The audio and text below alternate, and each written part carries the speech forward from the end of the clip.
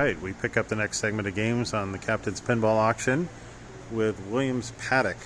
This is one of Williams' rollover themed games. They made them in both horse racing and car racing kind of themes, and the basic approach is that in the center of the playfield there's rollovers that can advance the position of your horse around. This is a single player, kind of has the angular art from Kristen Marsh in the back box.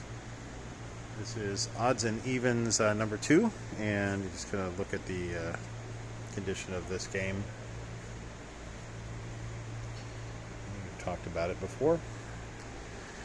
And that brings us to a classic Gottlieb wedge head again, and this is King of Diamonds, and you can see that the back box has the classic Roy Parker slash Art Stenholm style of art. It kind of transitioned during this period, and you'll see that there's also drop downs for each of the cards that you make. And we'll go ahead and reset the game so you can see what happens when we reset it. There we go. The cards flip up and the game starts over.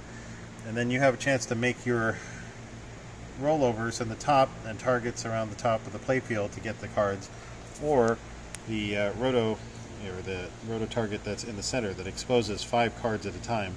Every time you hit spin roto, that's going to change what cards are available for you to make.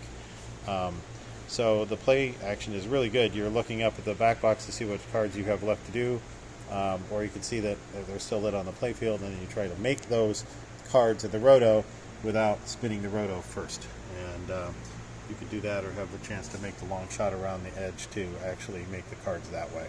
So classic gameplay, all-time classic machine, so much so that it was actually remade in a kind of hybrid solid state version that still had the mechanical animation of the reels. Here's an Allied Leisure Getaway, and this is again one of the early solid state games. This one from Allied. You've seen a couple of other Allied games. They had a fairly straightforward art style in the back glass, and you can see the Coppers theme as the playfield scrolls down for you.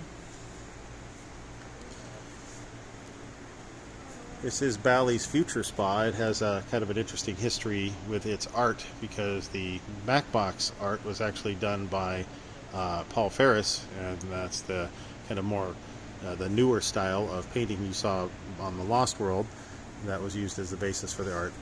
But the playfield is actually Dave Christensen that did the art of the playfield, so it's very kind of traditional line based, screen based playfield design.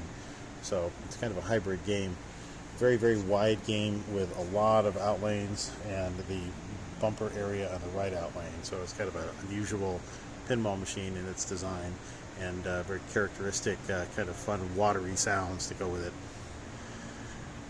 Another one of the classic Bally's. This is Space Invaders. It has the Infinity back glass and the famous alien in the back box, which is pretty much a straight up H.R. Geiger ripoff. This got Bally in trouble. They had to settle to allow that to go forward, but still a striking rendition of adversary, and you can see him kind of glow periodically, menacingly. Fantastic playfield art on the game.